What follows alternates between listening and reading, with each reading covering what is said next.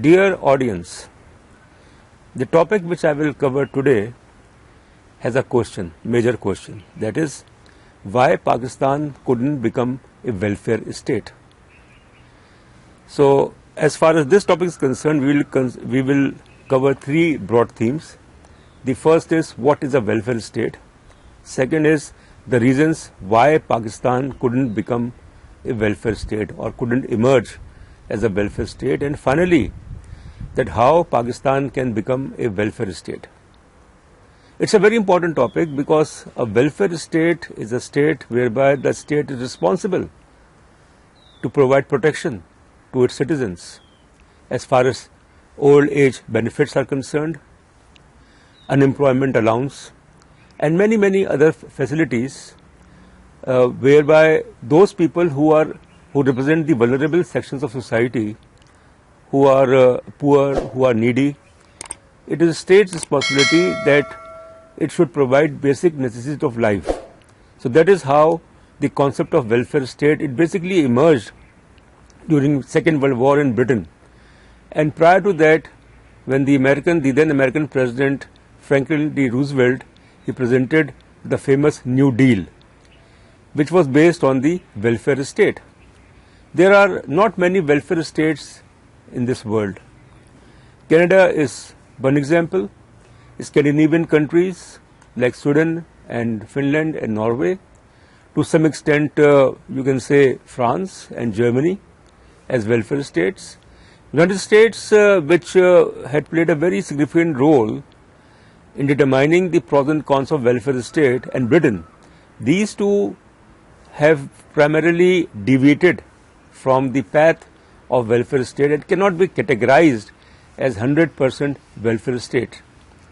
In the Islamic world or in the third world countries, the issues are different. The state is unable to play its pivotal and leading role in order to provide people basic necessity of life, in order to protect them in case of unemployment, in case of hunger, in case of diseases and health issues. Coming to the second part, that why Pakistan couldn't become a welfare state. It's very simple to understand, because in this country the major issue is the lack of clarity as far as this concept is concerned. Pakistan's Prime Minister Imran Khan, he talked about welfare state, Islamic welfare state, in which he termed as the state of Medina. But when we see things on the ground are very bitter and very different. In case of Pakistan, why it couldn't emerge as a welfare state? Because the state has not been able to play its role. A welfare state can only emerge when the state is able to collect proper taxes, when there is a culture of taxation, and when the money or the amount which is collected from taxes, that is used not only to meet the costs of administration and non-development expenditures, but that amount is also consumed for development and for the welfare of people. In a society when there is so much of corruption and nepotism, that is a major reason that why Pakistan couldn't become a welfare state. 220 million of people of Pakistan, 220 million people of Pakistan are highly vulnerable, because a country, 1/3 of the population, around 1/3 of the population lives below poverty line. The state has utterly failed to provide free, good quality education, to the extent that 25 million children are out of school in Pakistan. And then it is state's responsibility to provide free and good quality education from the primary level at least till the high school, which the state of Pakistan is not doing. It is only spending, as far as the higher education is concerned, hardly 2.52% of its GDP, maybe less than that.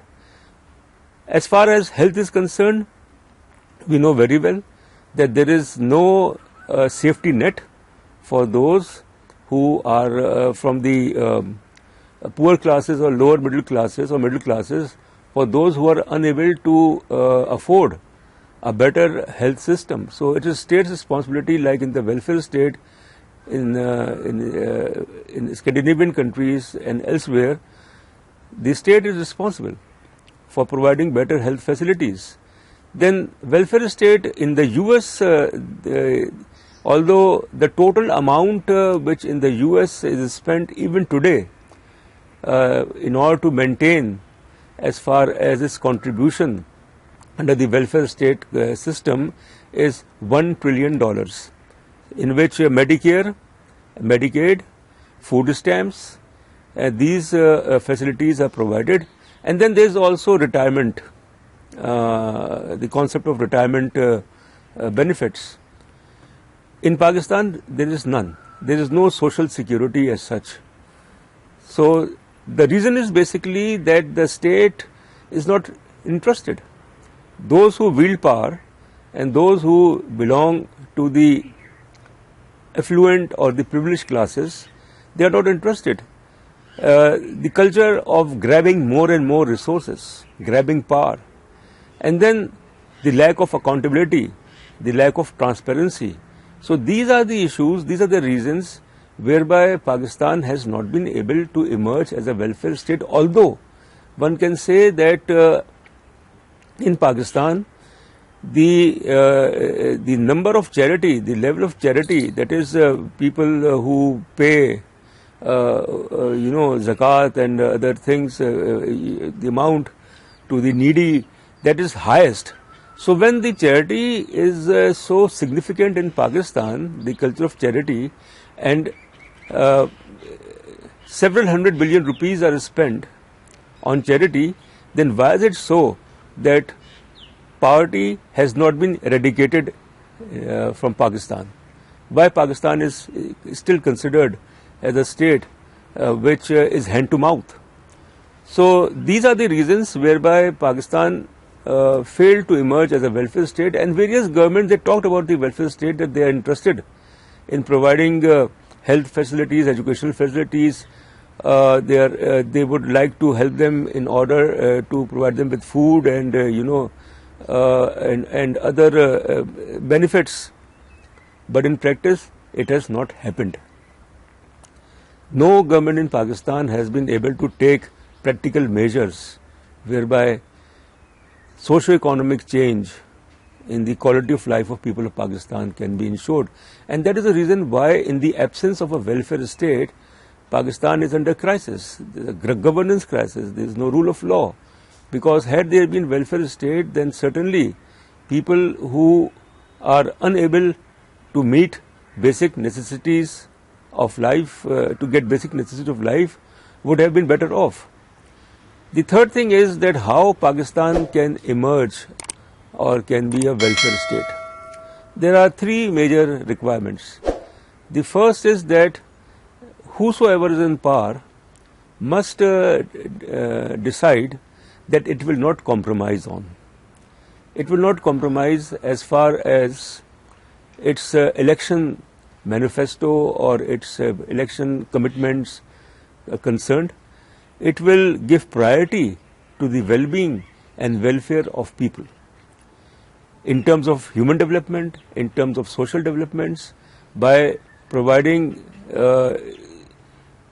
free education, by taking care of the health needs of the people of Pakistan, the housing, the transport, the retirement, the pension benefits.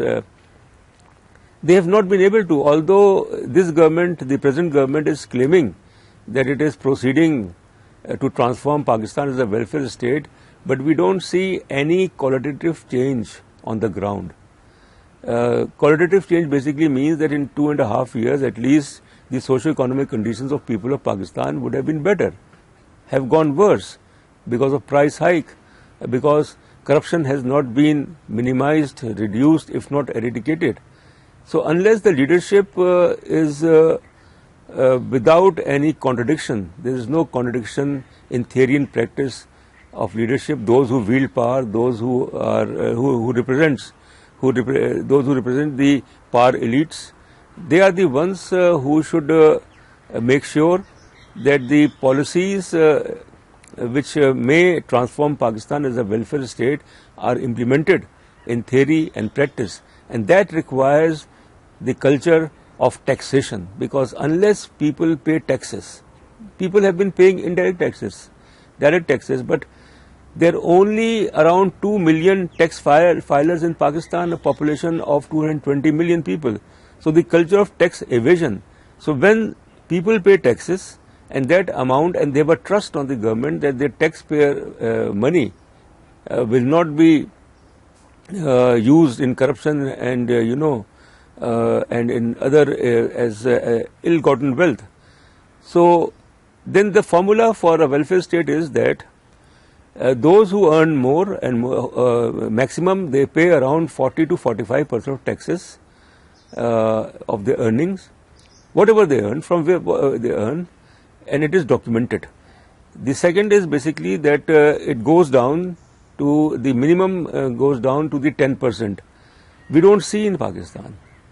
Those who are paying taxes, they are the salaried, from the salaried class, and they don't know where that money is going, because there is no evidence, there is no change that Federal Bureau of Revenue claiming that it will collect 4.5 trillion rupees of taxes.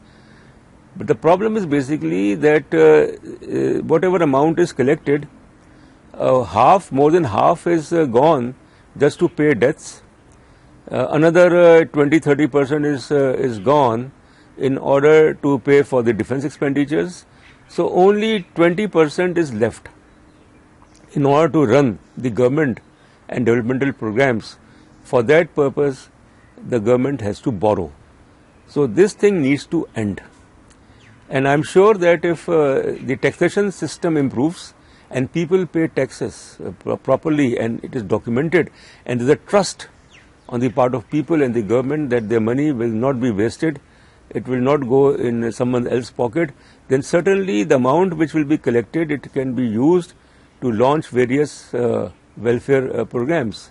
There are a couple of schemes which have been introduced by this government about the health cards in Punjab and KPK, but even then it has not improved the situation as far as hospitals are concerned, as far as those who need emergent or emergency health services. There is no such social security scheme, proper social security scheme in Pakistan. So those who earn, the moment they start earning, they are on the payroll, a certain amount is deducted from their salary every month. And then that amount is used in two ways. The first is for the welfare, for the social welfare, and the second is retirement. So when they retire, they will get the amount from their own money, which they have basically paid to the government for 20 years, 30 years or 40 years of their service. So the mechanism of welfare state, and it is suggested that in Pakistan a separate viable type of an institution is established, is created, which should exclusively deal with welfare programs. And such type of a mechanism must be accountable, there should be transparency and zero tolerance for corruption. Welfare state and corruption cannot go together. Welfare state and the absence of the rule of law cannot go together. Welfare state and bad governance cannot go together. So if Pakistan emerges as a welfare state, and what they talk about the Medina state, the welfare state of Medina, I think in that state even 1% has not been achieved. There is no justice. The justice system is very poor in Pakistan. The judicial system is absolutely not working. People not getting justice on time, and they can afford. There is a lot of corruption as far as cases and judicial processes are concerned. So there has to be a mechanism, a framework of welfare state, and that is something which will benefit 220 million people of Pakistan. Thank you very much.